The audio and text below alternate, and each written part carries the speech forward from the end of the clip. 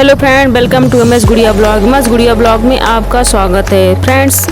तो फ्रेंड्स, हम लोग पहुंच चुके हैं बाबा बागेश्वर का दर्शन करने उनके पंडाल में। और यहाँ आप देख सकते हैं बहुत ज़्यादा भीड़ है, बहुत ज़्यादा ही भारी संख्या में।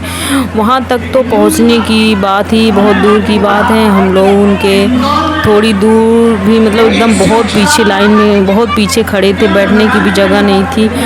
ग्रेटर नोएडा बाबा बागेश्वर धाम सरकार पंडित धीरेन्द्र कृष्ण शास्त्री की ग्रेटर नोएडा में चल रही श्रीमद् भागवत कथा के दौरान श्रद्धालुओं का जो जन सैलाब उमड़ रहा वह बिहार के रिकॉर्ड को भी तोड़ रहा। बिहार में आयोजकों ने 8 लाख से अधिक श्रद्धालुओं के आने का दावा किया था, लेकिन ग्रेटर नोएडा में जयपुर स्थित मेट्रो डिपो के करीब चल रही भागवत कथा में अपार जन सैलाब देखने को मिल रहा है। यहाँ पे बताया जा रहा है कि 8 से 10 लाख लोग आ रहे हैं। आयोजकों का दावा है कि ग्रेटर नोएडा आज बिहार के रिकॉर्ड को भी ब्रेक लगा दिया है। आप लोगों को मालूम होगा कि एनएमआरसी के ग्रेटर नोएडा डिपो स्टेशन के करीब जयपुर में पंडित धीरेन्द्र शास्त्री 10 जुलाई से कथा सुना रहे हैं। यह कथा 16 जुलाई तक चलेगा। वहां कल दिव्य दरबार भी लगेगा। पिछले 2 दिनों के मुकाबले आज श्रद्धालुओं की अपार भीड़ मेट्रो से यात्रा कर रही है। सुबह से ही सभी स्टेशनों पर लोगों का खचाखच भीड़ चली आ रही है। खबर लिखे जाने तक मेट्रो से तकरीबन 20,000 से अधिक लोग सफ़र कर चुके हैं। एनएमआरसी के आंकड़ों को देखें तो 10 जुलाई को राइडर्स यहाँ 10 लाख से ज़्यादा लोगों की भीड़ उमड़ रही है। बताया जाता है कि बाबा बागेश्वर के दर्शन करने उनकी कथा सुनने के लिए न केवल दिल्ली, एनसीआर और ग्रेटर नोएडा बल्कि आसपास के तमाम जनपदों के अलावा बिहार, राजस्थान, हरियाणा, पंजाब, उत्तराखंड और दूरस्थ राज्यों से भी श्रद्धालु नोएडा पहुंच रहे हैं। तो हम लोग कल यानी कि 11 जुलाई को वहां पे गए थे और जो मेन बीच का जो पंडाल था उसमें इतनी ज़्यादा भीड़ थी कि वहाँ पैर रखने की भी जगह नहीं थी। अगल बगल का जो पंडाल था उसमें थोड़ा सा हल्का सा बस खड़े होने की जगह थी।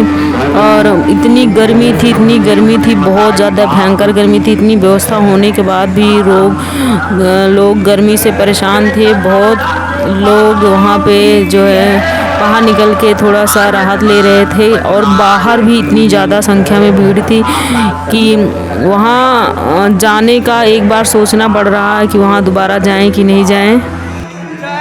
तो आप लोगों को बता दें कि बुधवार को बाबा बागेश्वर धाम का दिव्य दरबार लगाया जाएगा। बाबा कार्यक्रम में मौजूद श्रद्धालुओं के नाम की पर्ची खोलेंगे। दिव्य दरबार का समय वही रहेगा 10 से 11 10 बजे या 11 बजे से लगेगा दिव्य दरबार। थोड़ा सा देरी भी हो सकती है। अमृत कल्याण सेवा ट्रस्ट द्वारा आयोजित इस कार्यक्रम को लेकर दिल्ली, एनसीआर ही नहीं अन्य राज्यों से आए भक्तों को में काफ़ी उत्साह देखने को मिल रहा है। पहले दिन कड़ी सुरक्षा व्यवस्था के बीच मंच पर पहुंचे धीरेन्द्र शास्त्री ने राम दरबार और भगवान कृष्ण की पूजा करने के बाद उन्होंने भक्तों का संबोधित करते हुए कहा कि अब 7 दिन तक भागवत कथा के माध्यम से आपके साथ ही रहूँगा। कथा के दिन पहले दिन आचार्य धीरेन्द्र कृष्ण शास्त्री ने कहा कि हम सभी लोग प्रभु के दरबार में पहुंचकर अपनी हैसियत के हिसाब से मनोकामना पूर्ण करने की प्रार्थना करते हैं, बस यही हमसे चूक जाती है। उन्होंने कहा यदि हम प्रभु के ऊपर छोड़ दें तो वह अपनी हैसियत के हिसाब से हमको देगा। तो यहाँ पे भारी संख्या में भीड़ इकट्ठा थी। लोग जो रेलिंग बनाई गई थी, बैरिकेडिंग किया गया था, उस पर भी चढ़ के बैठ के देख रहे थे। लोग कूलर के ऊपर भी चढ़ रहे थे, उस पर भी खड़े होकर उनको देखने की एक झलक पाने की इच्छा हो रही थी। सारे लोग ऊपर चढ़ गए थे, कहीं भी जगह नहीं थी जाने के लिए, उनका दर्शन करने के लिए। लोग ऊंचे जो भी यहाँ पे बोर्ड लगाए गए थे, पोल लगाए गए थे, उसके ऊपर जो है चढ़ के बैठ गए थे। तो लोग उनको देखने के लिए इतनी भारी संख्या में भीड़ इकट्ठी हुई थी। ऐसा नहीं है कि सारे लोगों का पर्चा खोलेंगे, सारे लोगों का वो बताएंगे, लेकिन उनके भक्त इतने ज़्यादा हैं कि लोग दूर दूर से उनको देखने के लिए, उनको सुनने के लिए यहाँ पर आए थे। बहुत लोग, इतनी ज़्यादा भीड़ थी और भंडारे की व्यवस्था 24 घंटा थी, तो इसीलिए खाने पीने की कोई दिक्कत नहीं थी।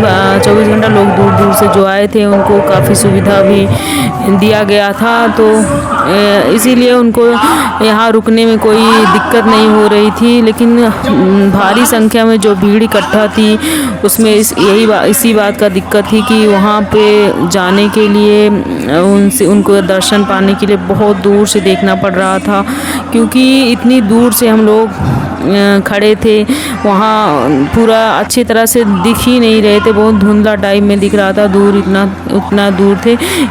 ये पंडाल इतनी दूर बनाया गया, 200 बीघे में पंडाल बनाया गया है, तो जाहिर सी बात है कि लोग उनके पास तक पहुंचने के लिए थोड़ा चलना पड़ेगा, और चलने के लिए जगह भी होनी चाहिए। जगह तो थी नहीं बिल्कुल भी, तो इतनी ज़्यादा भीड़ थी। हम लोग कोशिश बहुत किए कि वहाँ नज़दीक से जाके, थोड़ा सा नज़दीक जाके हम लोग दर्शन करें, लेकिन जहाँ जहाँ भी हम लोग घुस के किसी तरह अंदर गए, वहाँ बस उतनी दूर पहुँच पाए।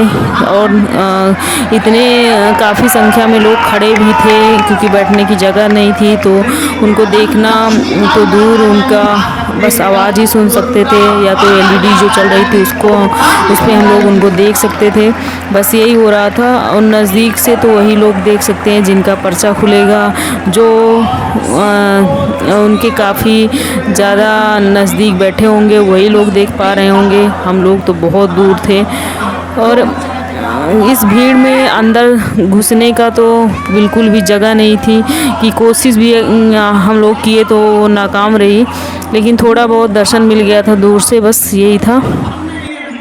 पूरे भारत में बाबा बागेश्वर धाम की ये जो कथा हो रही है ग्रेटर नोएडा में, सबसे बड़ी कथा है पूरे भारत में। ग्रेटर नोएडा में जो कथा हो रही है उनकी आज तक की सबसे बड़ी कथा है, क्योंकि अभी तक इतना भीड़ कहीं भी इकट्ठा नहीं हुई, इतने लोग कहीं भी इकट्ठा नहीं हुए, इतनी अच्छी कहीं व्यवस्था नहीं हुई है। तो बाबा ने ये खुद ही बोला है कि इतनी ज़्यादा भीड़ कहीं पे भी नहीं हुई है, यहाँ पे बहुत लोग आए हैं। इतनी ज़्यादा भीड़ भारत में पहली बार हमने देखा है, और सबसे ज़्यादा लोग यहाँ इकट्ठे हुए हैं, तो ये भारत की सबसे बड़ी कथा है। तो कैसा लगा हमारा ब्लॉग, ये कमेंट सेक्शन में ज़रूर बताइएगा, और मिलते हैं नेक्स्ट वीडियो के साथ। तब तक के लिए धन्यवाद।